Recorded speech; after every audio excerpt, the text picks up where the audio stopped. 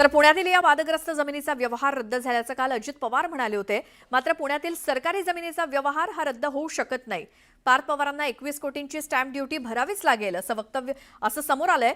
तर केवळ 21 कोटींची स्टॅम्प ड्युटीच नाही तर सुमारे 150 कोटींचा नजराणा सुद्धा भरावा लागेल अशी माहिती आरटीआय कार्यकर्ते विजय कुंभार यांनी दिली। त्यांच्याशी संवाद साधला आमचे प्रतिनिधी गोविंद वाकडे यांनी।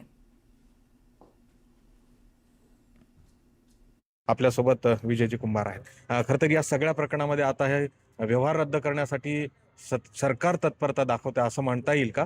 आणि हे करत असताना काल त्यांनी म्हणाले की 6 कोटीची किमान स्टॅम्प ड्युटी भरावी लागेल।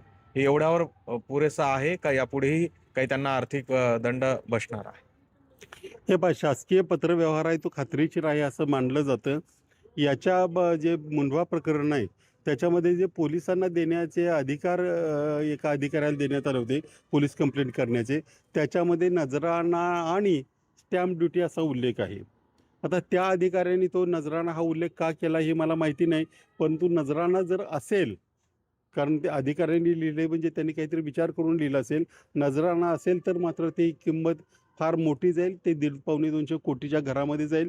पण याचा खुलासा संबंधित अधिकारीच करू शकतात की त्यांनी नजराणा या शब्दाचा उल्लेख त्याच्यामध्ये का केलेला आहे।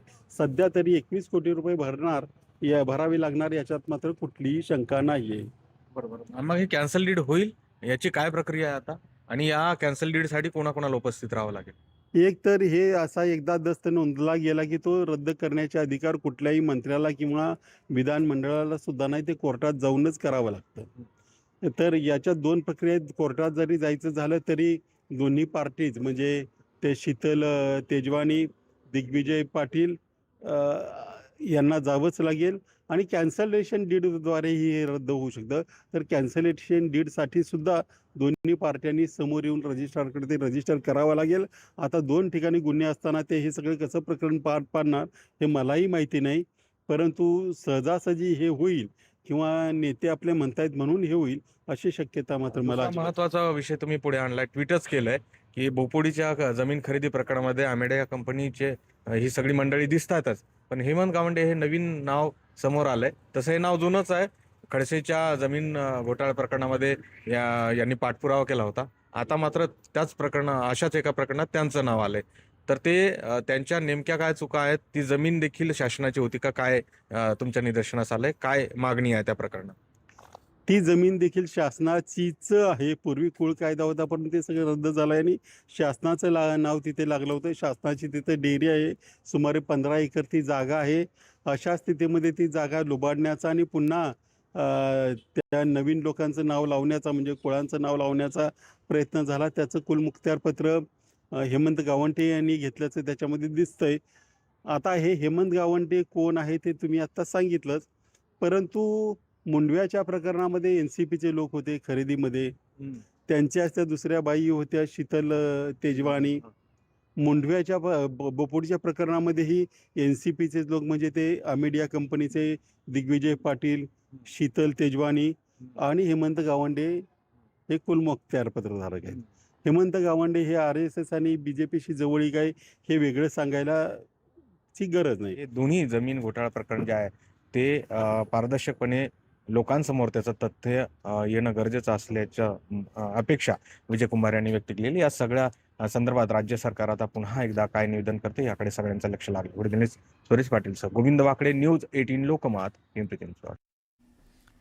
तर पार्थ पवार प्रकरणावरनं उद्धव ठाकरेंनी सरकारवरती हल्लाबोल केलाय। मतं चोरल्यानंतर आता जमिनी चोरायला लागलेत अशी टीका ठाकरेंनी केली।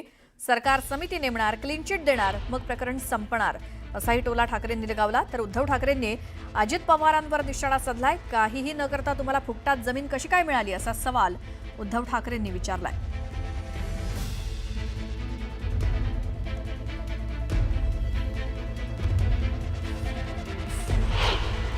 म्हणजे आपला पक्ष तर चोरलाच, मतं तर चोरलीच, आता जमीन पण चोरायला लागली। काहीच होणार नाही याच्यामध्ये। 1-2 दिवस तुम्ही बसाल बोंबलत सगळे, आम्ही पण मोठे राजीनाम्याची मागणी करू, ही चौकशी करा, ती चौकशी करू।